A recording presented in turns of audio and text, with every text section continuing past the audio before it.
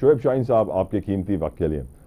शोएब साहब, क्या आपको लगता है, क्योंकि आज फैसल चौधरी साहब से मेरी बात हुई थी, काफ़ी सारी उम्मीदें फैलाई जा रही हैं कि 24 तारीख को इमरान खान जेल से बाहर होंगे, क्या आपको भी लगता है कि ये हो सकता है, मुमकिन है इस फस्तायत के दौर में, जिसे आप फस्तायत और फैशिज्म कहते हैं, इस दौर में इज इट पॉसिबल?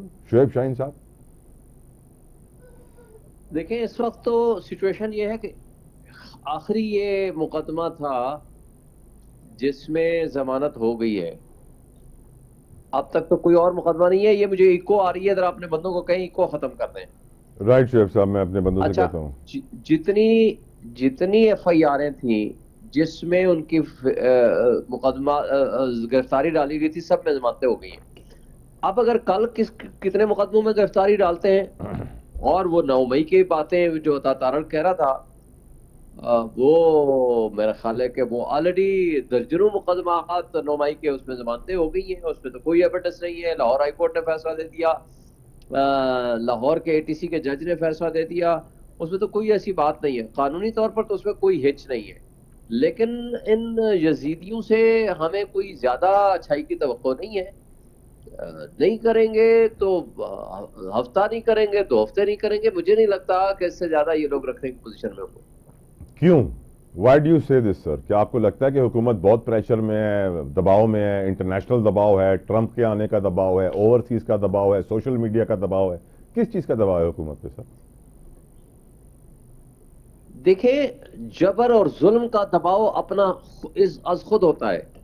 लेकिन ये जरा अपने बंदों को कहीं इको खत्म करें, मेरे लिए बात राइट करना बड़ा राइट मुश्किल राइट है। शोएब साहब, मैं रिक्वेस्ट करता हूं इनको, जो अपनी टेक्निकल टीम को। जो जुल्म और बर्बरियत होती है ना, जो यजीदियत होती है, उसका टाइम बहुत शॉर्ट होता है। हुसैनियत जो है वो हमेशा रहने के लिए होती है। सुभान अल्लाह। जो उसूलों की सियासत या उसूलों की बात हम कर रहे हैं, ये है वो असल बात। लेकिन ये लोग जितना जुल्म, जबर और बर्बरियत का माहौल कायम कर सकते थे, इससे ज्यादा क्या करेंगे। 218 मुकदमात बनाए, सभी में जमानत हो गई, और अब अगर 2-4 और बना देंगे तो क्या फर्क पड़ेगा, उनमें क्या होगा। कब तक? देखें, झूठ के पांव नहीं होते। झूठ झूठ को जितना भी आप आगे चलाएंगे, उसकी एक लिमिटेड उम्र होती है। शोएब साहब, मुझे एक बात पे बड़ी हैरत हुई सर। एपेक्स कमेटी का इतना इंपॉर्टेंट इजलास, चीफ मिनिस्टर केपीके, आपकी पार्टी के चीफ मिनिस्टर वहां पर मौजूद, पाकिस्तान के सबसे ताकतवर शख्स चीफ ऑफ आर्मी स्टाफ वहां पर मौजूद, और फिर खबर वहां से पहले तो ऑफिशियल तरीके से खबर यही आती है कि दहशतगर्दी के हवाले से बात हुई और कहा कि जब तक मईशत सही नहीं होगी, जब तक दहशतगर्दी खत्म नहीं होगी। और फिर अनऑफिशियल खबर यह आती है, जो लीक होती है वहां से, जो अंसार अब्बासी साहब लेकर आते हैं, और वो ये कहते हैं कि जी मरियम नवाज साहिबा ने गंडापुर साहब से कहा कि आप पे चढ़ाई ना करें। गंडापुर साहब ने कहा कि हम पे बड़ा जुल्म हो रहा है, हमारे लीडर बंद हैं, जेल में हैं। और फिर एक ताकतवर शख्स ने कहा कि आप जो हैं केपीके से लोग ना लाएं, आप पंजाब में अपनी मोबिलाइजेशन, अपने वर्कर्स को मुतहर्रिक करें।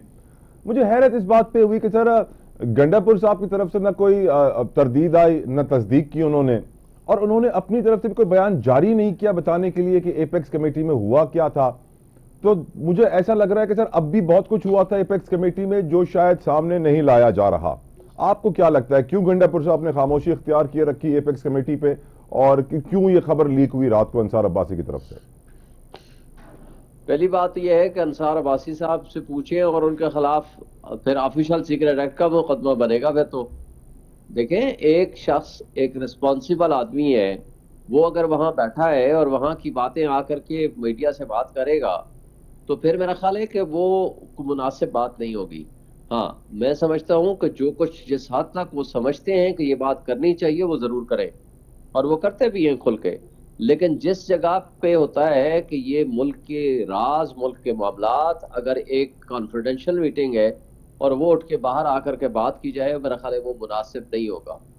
फिर तरदीद जो तरदीद भी नहीं की उन्होंने, तरदीद ही अंसार कर अब्बासी देते। साहब हैं, उनको तो खबरें, मुझे लगता है, बज़ाहिर ये लगता है, आई माइट बी रॉन्ग, मुझे नहीं यकीन, कि जो कुछ वो बातें करते हैं कि कोई कुछ लोग उनसे नैरेटिव बिल्ड कराना चाहते होते हैं, और उनके जरिए वो बातें वो छाप देते हैं। उनकी खबरों की तस्दीक कराना, तस्दीक करना, तस्दीक होना एक अलग चैप्टर है। सर ये जो नैरेटिव्स की वॉर का आपने जिक्र किया, एक और नैरेटिव की वॉर ये है, हुकूमती हल्के कह रहे हैं कि इमरान खान जेल में थक गया है, घुटने टेक दिए हैं, डील करना चाह रहा है, मुज़ाकरात की दावत दे रहा है, कह रहा है खुदारा मुझे निकालो, मैं और यहाँ पे नहीं रह सकता। पीटीआई वाले शहजाद अकबर साहब की वीडियो वायरल, वो कहते हैं कि जी 15-20 दिन भी उनको कन्फाइनमेंट में रखा और बिजली बंद रखी, फिर भी उन्हें कोई फर्क नहीं पड़ा, वो बाहर निकलते हैं, शेव वेव करते हैं, किसी से शिकायत भी नहीं करते हैं। हकीकत क्या है शुएब साहब? क्योंकि लोग ये भी पूछ रहे हैं कि शुएब साहब मीटिंग करने नहीं जा रहे अडियाला जेल, इसकी भी क्या वजह है? नहीं, मैं करने जा रहा हूँ।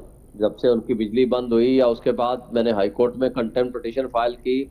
जब हमारी पिटीशन के ऊपर जस्टिस सरदार एजाज साहब ने कहा जी आपको सिक्योरिटी थ्रेट है तो आप इमरान खान साहब को यहाँ लेके आइए, तो फिर हमारी 3 बजे फिर हमारी मिलते शुरू कर दी, आए जी आपसे मीटिंग करें। पहली मीटिंग हमने 25 दिन बाद, पहली मीटिंग में मैं और सलमान अकरम राजा साहब थे, और उसके बाद भी 2 दफ़ा मेरी मुलाकातें हुई, और पिछले एक हफ्ते से बल्कि 8-9-10 दिन से मैं 2-3 दफा मुलाकातें जरूर कर चुका हूं, लेकिन पिछले 2 दिन की मुलाकातों में आप मुझे नहीं मिलने दिया गया। उसके लिए कंटेम्प्ट पिटीशन भी फाइल कर रखी है, तो आई एम होपफुल कि इंशाल्लाह परसों कंटेम्प्ट लगी हुई है। शुएब साहब पिछले 2 दिन में आप नहीं मिले, पिछले 2 दिनों में मिलेगा, और मेरा तो रेगुलर राब्ता भी होता है, मैं चाहता हूँ। पिछले 2 दिनों में मेरे ऊपर पाबंदियां कुछ ज्यादा ही हैं जेल सुप्रीडेंट की तरफ से, और जो वहाँ कंट्रोल करने वाली हमारी इंटेलिजेंस एजेंसी के अफराद हैं उनको शायद मेरे पे कुछ ज्यादा ही मोहब्बतें और मेहरबानियां हैं कि जो मुझे भी नहीं मिलने देते। एक जूनियर मोस्ट वकील जिनका कोई वकालतनामा भी नहीं है उनको मिलने देते हैं और मुझे नहीं मिलने देते। सर एक और जो नैरेटिव बिल्ड किया जा रहा है शुएब साहब के पसे पर्दा हुकूमती आला शख्सियात से पीटीआई के राबते जारी हैं, इसके ऊपर आप क्या कहेंगे मुज़ाकरात के लिए? देखिए मेरे पास ना मैं तो मुज़ाकराती कमेटी का मेंबर हूं, ना ही अभी मेरी उनसे कमेटी के मेंबरान से बात हुई है। तो अगर मुज़ाकरात होते हैं तो हमने तो उसूलों के ऊपर मुज़ाकरात करने हैं, हमारे मुतालबात हैं, आए तस्लीम कर लें, हमें कोई एतराज़ नहीं। और अगर हमारे मुतालबात तस्लीम नहीं करते हैं तो हमारा एहतजाज करना हमारा बुनियादी आईनी हक है, हम जरूर इस्तेमाल करेंगे अपना हक। सर आज ऊपर तो कोई दूसरी राय आज एक अदालती सिचुएशन है जिस पर सवाल, हम तो सबके सामने अपने मुतालबात रखे हैं।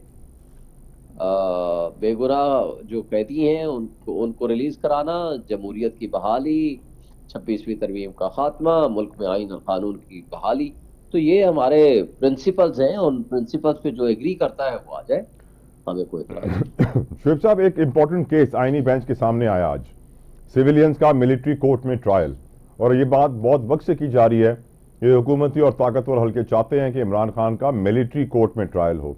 और आज क्योंकि जस्टिस हमारी आयशा जो है वो पहले ही फैसला दे चुकी थी इसके खिलाफ, तो उन्होंने ये बेंच में बैठने से इनकार किया, जिसके बाद जुडिशल कमीशन को खत लिख दिया।